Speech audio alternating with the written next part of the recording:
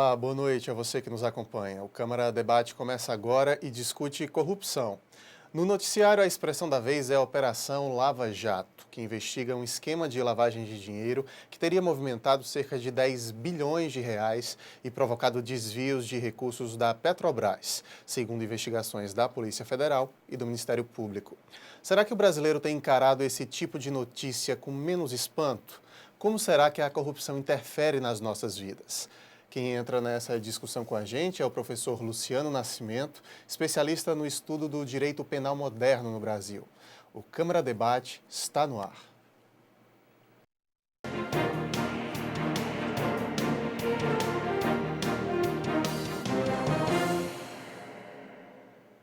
O nosso convidado, o professor Luciano Nascimento, também é doutor em Ciências Jurídico-Criminais pela Universidade de Coimbra e tem pós-doutorado em Sociologia Jurídica. Muito bem-vindo, boa noite para o senhor. É sempre bom tê-lo aqui na TV Câmara. Boa noite, Léo. Boa noite aos seus telespectadores. É sempre bom, como diz você, retornar à sua casa, a casa da Câmara, a casa de todos nós de João Pessoa. Professor, nos deparamos aí com um novo escândalo de corrupção no Brasil. Talvez não tão novo, vem desde o início do ano, refletindo, mas com novidades recentemente após as eleições. Seria inocência achar que numa estatal do tamanho da Petrobras não haveriam atos ilícitos e por isso a gente acaba não se espantando tanto quando se dá de cara com esse tipo de notícia? Sem dúvida, eu penso que a palavra inocência não cabe, né, quando se refere a uma empresa do tamanho da Petrobras, da sua importância econômica, não apenas no Brasil, mas em toda a economia do mundo ocidental. Casos como esse não são novidades em grandes corporações. Agora, penso que, particularmente no que se refere à nossa realidade, a realidade brasileira, e este ponto qual eu vou tocar agora foi um ponto que eu toquei com você da última vez que estive com você num outro programa, né, o Câmara Aberta. Nosso Câmara Aberta, verdade. Perfeito. Que era uma dúvida se a corrupção era um problema social ou um dado cultural. As investigações as quais eu venho desenvolvendo me conduz para a última afirmação. Primeiro passo para procurarmos resolver problemas dessa natureza é reconhecermos que na nossa realidade, na realidade brasileira, a corrupção é realmente um dado cultural. E isto não é fácil de ser mudado, Léo. Isso não se combate, então, não se elimina completamente. Perfeito. Combater, sim, mas o Estado tem que compreender, e todos nós da sociedade também devemos compreender, que eliminar uma corrupção em uma sociedade em que ela representa um dado cultural é tarefa para gerações. Professor, partindo daí, a gente essa semana teve um comentário do jornalista Alexandre Garcia numa rede de rádios, né, o comentário que ele exibe nas rádios, que ele falou que os 53 milhões de eleitores da Dilma foram cúmplices desses atos de corrupção na Petrobras e ainda que os 39 milhões que não votaram ou votaram nulo, branco, ele chamou de Pilatos, né, que lavaram as mãos ali. Como é que a gente consegue? Primeiro, eu queria analisar esse comentário dele. A população é cúmplice, de fato, por ter votado numa candidata que vinha desse governo onde tinham esses casos de corrupção? Não há a menor dúvida que não, né? É lamentável um comentário dessa natureza. Eu também ouvi o comentário na rádio de um jornalista que tem a história, né, jornalística como Alexandre Garcia. Isso demonstra que ele realmente tem um grande problema para compreender linguagem.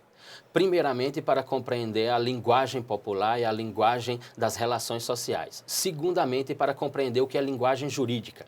Este caso que está aí, que eu tenho chamado de o mais recente reality show da televisão brasileira, né, que é a investigação Lava Jato e dentro das relações desenvolvidas no âmbito das transações comerciais da Petrobras, é primeiramente um problema de linguagem para o direito, né? Porque o direito é um sistema de linguagem, é um sistema jurídico de linguagem, um sistema de conhecimento linguístico. Se nós não conhecermos o que é o direito, primeiramente pela linguagem, não vamos saber o que é o direito. E este caso não se resolverá unicamente do ponto de vista da teoria jurídica pura, mas sim, primeiramente, compreendendo a linguagem que esses personagens trocam nas suas relações e que fazem nascer esse crime que nós chamamos de corrupção. E que, no caso aqui específico da investigação Lava Jato, envolve uma outra linguagem que é uma linguagem recente para o direito, qual seja a expressão intitulada organização criminosa. Esta é uma linguagem recente que vem parar no direito. Quando um jornalista como ele, que expressa suas opiniões por um veículo por um meio de comunicação social tão importante como é o Grupo Globo, aquela expressão é de uma infelicidade monumental. Você não pode responsabilizar milhões e milhões de brasileiros que vão à urna e que a Constituição coloca como um dever direito do cidadão ir à urna, eleger alguém para representá-lo e colocar como cúmplice de condutas delituosas que nós não sabemos se a presidente da República, agora reeleita presidente da República, tinha ou não conhecimento sobre essas condutas. Agora, professor, a gente não chamando de cúmplice, mas fazendo uma análise de que a Dilma teve de fato, acho que até Alexandre Garcia citou 53 milhões, acho que ela chegou a 54 milhões e meio, né, no segundo turno, de pessoas que vinham acompanhando o noticiário sem dúvida, acompanharam o Mensalão, acompanharam agora a Lava Jato, mas não pesou suficientemente na decisão do voto a ponto de não votarem na Dilma. Isso a gente consegue analisar. Temos uma sociedade que não se espanta, talvez, com a corrupção, ou acha que, como ela existe, tem que, na verdade, que ter o traquejo, saber jogar com aquela corrupção. Particularmente, eu realizo o seguinte pensamento. O momento histórico vivido pelo cidadão brasileiro, cidadão comum, trabalhador, dona de casa, estudante, enfim, todo aquilo que nós chamamos de o homem médio, ele está preocupado, primeiramente, com a sua situação individual, ou seja, com a expectativa de melhorar o seu bem-estar. E na última década não há como deixar de reconhecer de que essa condição humana, em termos de melhoria do bem-estar do cidadão médio brasileiro, melhorou enormemente. Então, ele está primeiramente preocupado em assegurar essa condição. Segundamente, ele vai se preocupar com as questões coletivas. Quando ele se depara com notícias dessa natureza, de que há um escândalo monumental dentro de uma empresa extremamente importante para a economia nacional e internacional, isto é importante na vida dele? Mas não é mais importante do que a sua condição individual de manter o seu bem-estar social. Então, ele faz o custo-benefício. Eu penso que isso não é exatamente o problema. O problema maior vem em seguida, qual seja, é de que este cidadão está interpretando que ele não tem ferramentas para mudar esta realidade. Então, já como ele não tem ferramentas para mudar esta realidade, ele quer assegurar a sua realidade individual. E aí eu penso que aí sim, nós estamos diante de um problema sociológico seríssimo. E aí, um dos reflexos, professores, possíveis que passa na minha cabeça, estaria esse cidadão achando que também não tem problema ele ser um pouquinho corrupto, já que ele observa um governo com atos de corrupção, já que ele até vota para que esse governo continue, ele não viu grandes problemas, já que ele estava olhando individualmente, como o senhor explica agora. Talvez tenha esse reflexo do cidadão não se importar com corrupção? Eu diria que não talvez, tem. Sem dúvida tem esse reflexo. Nós notamos isto empiricamente em pequenos atos, em pequenas ações. Vou lhe dar um exemplo concreto que eu vivi há cerca de 3 semanas atrás exatamente. Estava numa lan house para fazer fotocópia de uns documentos e de outras coisas, e entra um professor e requer ao rapaz da lan house um material fotocopiado acho que era uma cartilha de português, um manual de português, e o rapaz da lan house então diz, o senhor vai corrigir a prova do Enem, não é, professor? Ele disse, sim, sou corretor da prova de português do Enem. E tinha um senhor, tirando fotocópia, diz, se eu soubesse que o senhor seria o professor corretor da prova de português do Enem, eu iria pegar o telefone do senhor ou o e-mail do senhor para a gente trocar comunicações no sentido de me facilitar. Ou seja, o cidadão, provavelmente, ele não faz o juízo de que este é um ato de corrupção, ou seja, de que ele está iniciando um processo corruptor. Ele só enxerga as grandes corrupções, a macrocorrupção, mas o dia a dia dele ele não enxerga como uma corrupção. Às vezes há até, professor, uma imagem de que aquele cidadão, ele é esperto, ele é inteligente, né? O malandro, o mala, no popular, ele é até inteligente, esperto. Eu acho os conceitos atribuídos pela sociedade a quem pratica determinados atos de corrupção mostram, de fato, que vemos uma certa normalidade num nível de corrupção. Sim, penso que sim. O cidadão brasileiro ele tem algumas particularidades em relação a outros cidadãos de culturas, principalmente europeia, do lado central da Europa, como a Escandinávia e a Europa Central, como países como a Alemanha e anglo-saxão na Inglaterra, etc. Nós temos uma capacidade criativa incrível. No entanto, essa nossa capacidade criativa, ela não respeita muito as regras da ética. O se dar bem no Brasil, ele não é uma expressão negativista nas relações sociais, né? Se dar bem no Brasil é ser uma pessoa esperta, como você se referia, é ser mais astuto do que o outro. Só que este se dar bem é se dar sempre fora das regras. E este é um prejuízo do ponto de vista cultural muito grande para nós, porque se evitássemos isto, ou se pudéssemos, através de uma pedagogia, consertarmos isto, provavelmente o nosso estágio de civilidade estaria bem à frente. Não estaríamos onde nos encontramos, infelizmente. Mas não é fácil mudar isto. A gente consegue identificar o porquê que achamos que as regras não valem para a gente? Por que eu posso tomar minha cervejinha e dirigir e eu vou acusar o meu vizinho caso ele faça o mesmo ato e acabe matando alguém no trânsito, eu acuso ele. Mas para mim tudo bem, aí eu estou controlado, tomo minha cervejinha. Por que não vale para a gente a lei? O exemplo que você dá de dirigir, beber e dirigir veículo automotor, nós temos pesquisas que informam sobre isso. O cidadão, ele sempre dá o seguinte depoimento quando autuado. Não, mas que eu faço esse percurso sempre, que eu conheço esse percurso de cor, não há novidade, então o acidente não vai acontecer. Ou seja, é essa capacidade de criação, de criatividade, essa capacidade de invenção que nós temos para fugirmos da regra.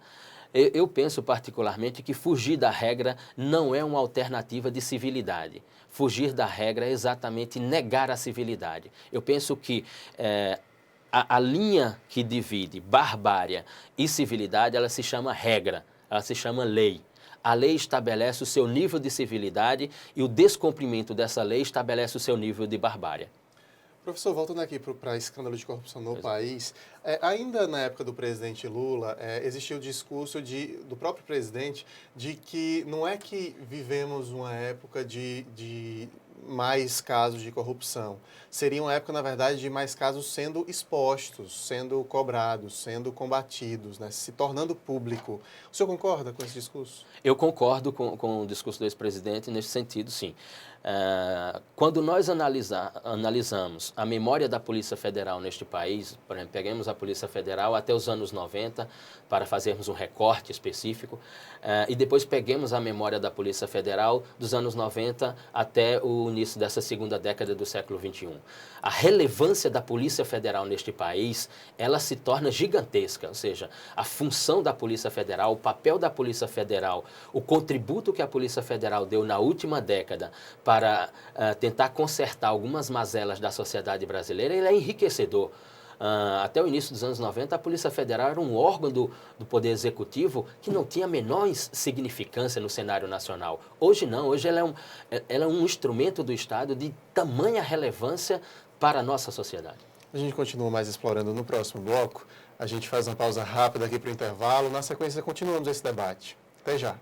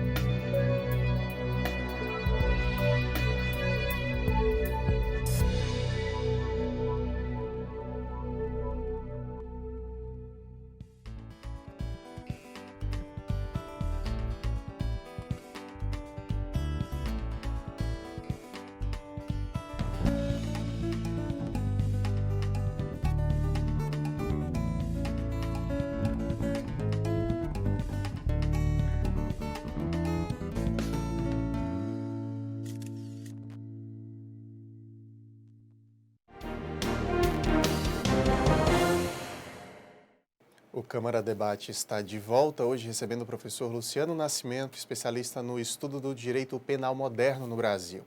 Em pauta, a corrupção na nossa sociedade. Professor, a gente falava de grandes escândalos de corrupção no país, e eu volto a me referir à Mensalão e até à Lava Jato também.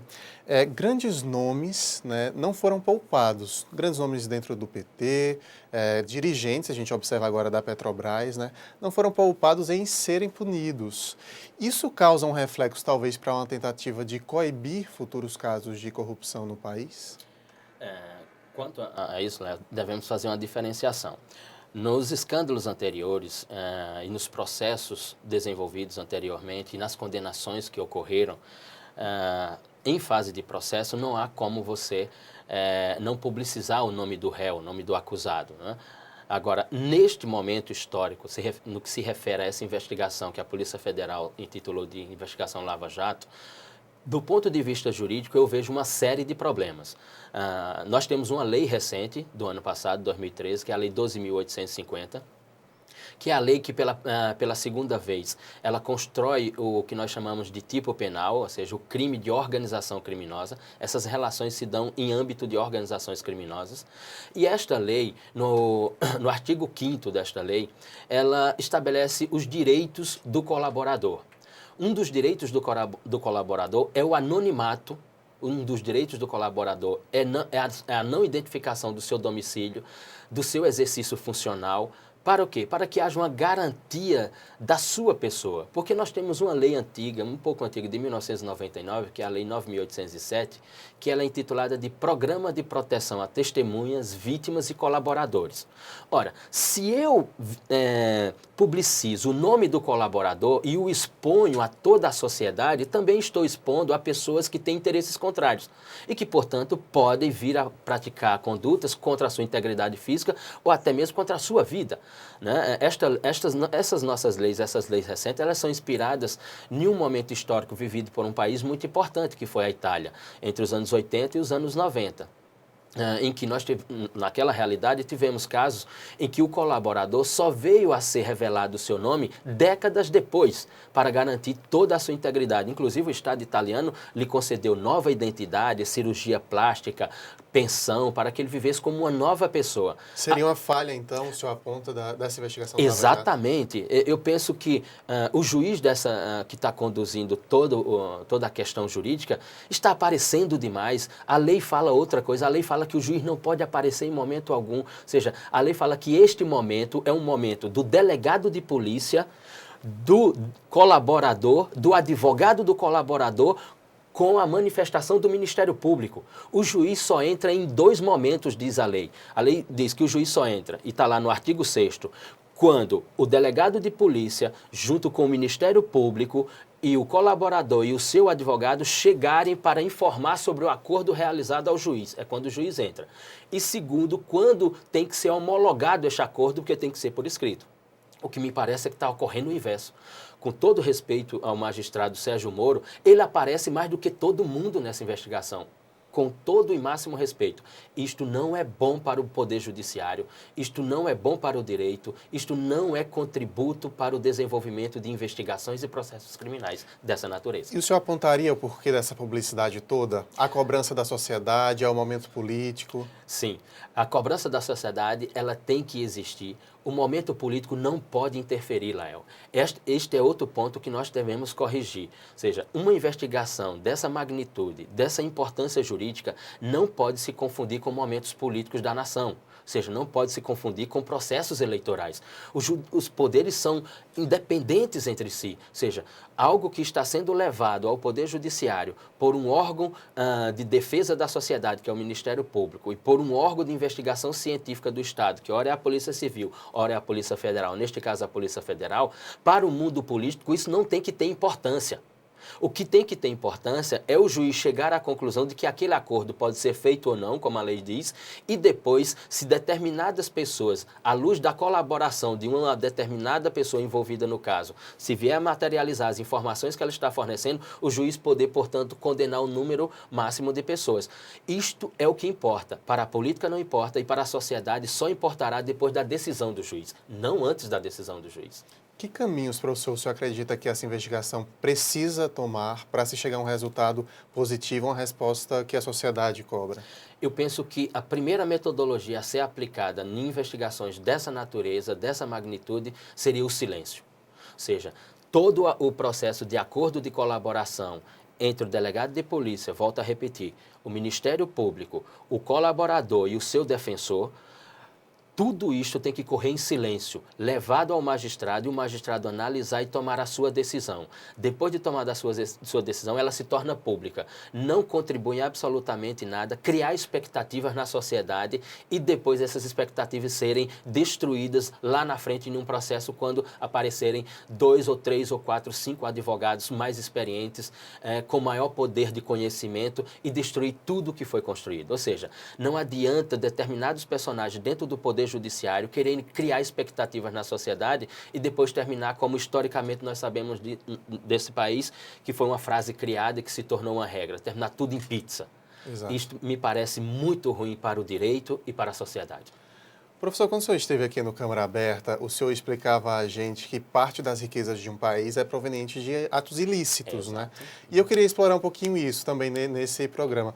A gente conseguiria avaliar, é uma utopia, mas a não existência da corrupção, se a gente retira a corrupção, a gente também estaria retirando empregos, dinheiro que circula na economia. Quer dizer, a corrupção é necessária de uma certa maneira para que o capitalismo se mantenha, a sociedade se mantenha? Olha, primeiramente eu tenho que agradecer a sua pergunta. Eu gostaria que o jornalista me fizesse pergunta dessa natureza. Gostaria mesmo. Porque a sua pergunta e a minha resposta, ambas vão parecer um paradoxo. E vou explicar por quê. A economia capitalista, ela não sobrevive só da licitude. A economia capitalista, ela tem um gênese, ela tem um genoma ilícito, criminógeno. Vários criminólogos no mundo já realizaram investigações sobre isso, pesquisas sobre isso. A mais recente é de uma criminóloga venezuelana, a professora Rosa Delomo, que num grande livro sobre criminologia explicou o lado obscuro da economia capitalista. É um paradoxo porque como a economia pode viver de condutas ilícitas? É um paradoxo porque a economia capitalista, ela opera em um paradoxo. O paradoxo não é algo contraditório para a economia capitalista. O paradoxo é uma condição de operacionalidade da economia. Ou seja, recursos ilícitos geram postos de trabalho em outros lugares. Postos de trabalho em outros lugares geram riquezas econômicas lícitas para determinadas localidades. E assim o sistema se opera, paradoxalmente. Mas é uma condição, não é algo contraditório. Sendo assim, professor, caberia ao Estado, digamos, estar por dentro, ter o maior número de informações possíveis sobre a ilicitude, para que ele consiga jogar também o jogo e conseguir, enfim, trabalhar para o povo? Sem dúvida. O Estado e aqueles experts do Estado já chegaram à conclusão de que eliminar o crime, e um crime de corrupção específico que nós estamos tratando hoje à noite aqui no seu programa, é praticamente improvável. Então, qual é a metodologia do Estado? É obter o maior número de informação possível para saber como esses microsistemas de poder ilícitos funcionam. Então, o Estado poder, de alguma forma, evitar o crescimento exacerbado desses microsistemas. Então, vetar, de alguma maneira, o seu crescimento, mas não que vai eliminá-los definitivamente.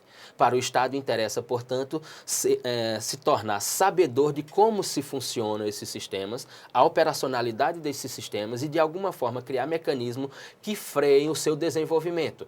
E assim o Estado vai ter uma máquina, digamos, ficticiamente controlada, mas para o Estado interessa assim. E esse interesse do Estado, não tenha dúvida, contribui enormemente para o equilíbrio da sociedade. Seria uma corrupção combatida combatida, entre aspas, ficticiamente combatida? É isso? Perfeito.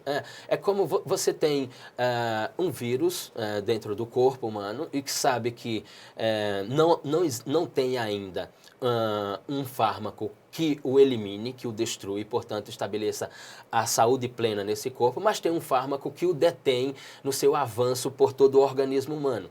Então, este fármaco que você possui evita que ele leve o corpo humano à morte. Ou seja, o Estado precisa dessas informações para que o próprio Estado, que é este corpo, não morra e, consequentemente, a sociedade.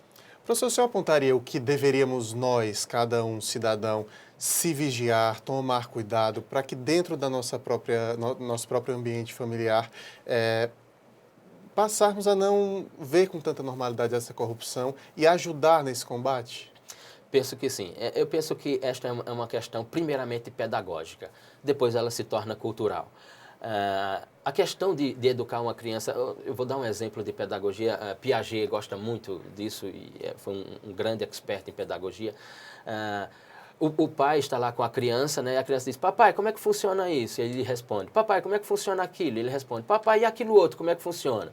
Então aí o pai não tem mais resposta, e aí para não bater no menino, tira um chocolate do bolso e diz, tome um chocolate. Aí o menino cala a boca, não faz mais pergunta, resolveu o problema. Isso é uma forma de corromper, né? Porque aí o menino vai fazer pergunta com a expectativa de receber sempre o chocolate, né? E o pai vai estar sempre pronto a doar o chocolate e evitar as perguntas. Penso que no dia a dia, no ambiente de trabalho, no ambiente familiar, no ciclo social, é evitar esta ideia de querer se dar bem pelas diversas maneiras que existem. Não, sejamos politicamente incorretos. Né? Ou seja, sejamos o mais possível sinceros. Se vai ofender a um ou outro, não importa, mas produza a comunicação fugindo desses estereótipos, fugindo dessas artimanhas.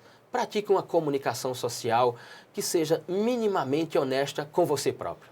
Caminhamos para isso ou não? Temos uma sociedade que está meio que ignorando essas mudanças de conceito. Particularmente, penso que caminhamos em direção contrária, infelizmente. Tem que ir para a educação do pai e mãe mesmo e para a sala de aula. Penso que a questão da educação familiar ela é preponderante. Depois a educação escolástica, ou seja, a formação escolástica, ela é muito importante. Mas a formação escolástica, ela não é mais importante do que a formação familiar. A formação familiar vem em primeiro lugar, depois a formação escolástica. Mas este também é um problema cultural nosso. E só para a gente encerrar, professor, reforçar, eu lembro até no Câmara Aberta, o senhor foi diplomático ao afirmar que estava estudando ainda que é um dado cultural e não um fenômeno social. Muita gente já afirma isso, né, sem a diplomacia de um senhor que estuda há muito tempo. Mas o senhor bate o martelo mesmo, ou quase que de fato é um dado cultural, é uma coisa que não deixará de existir enquanto formos sociedade? Penso que sim. Penso que no nosso caso brasileiro, infelizmente, a nossa formação sociológica, a nossa formação cultural trouxe o ato da corrupção como um elemento de relação social. Isto é terrível. Isto é terrível. Poderá ser mudado, poderá. Não é um determinismo geográfico, não é um determinismo biológico, e também não posso chegar ao ponto de afirmar que seja um determinismo cultural, mas é uma matriz cultural que se ergueu utilizando esta ferramenta como uma das principais, ou como um dos principais instrumentos de relação social. É possível mudar? Parece-me que sim. Agora, a tarefa não é fácil. É preciso um grande esforço conjunto para que deixemos esta ferramenta de lado nas nossas relações sociais. É preciso que a política, a economia, a educação, a cultura, o nosso direito procure mudar isto de qualquer forma. Professor Luciano, muito obrigado pela presença aqui mais uma vez. É sempre bom tê-lo aqui esclarecendo esses assuntos para a gente. Seja sempre muito bem-vindo. Eu que agradeço a você, a TV Câmara, agora a Câmara Debate, enfim, agradeço a todos dessa casa. O meu muito obrigado também aos seus telespectadores. A gente agradece. O Câmara Debate desta semana termina agora. Se você quiser rever este e outros programas, sugerir pautas ou enviar uma mensagem para a gente, pode fazer isso pela internet. Na nossa fanpage, facebook.com/TV Câmara JP. O endereço do nosso canal do YouTube é o mesmo, TV Câmara JP. Ótima noite para você, uma excelente semana e até a próxima.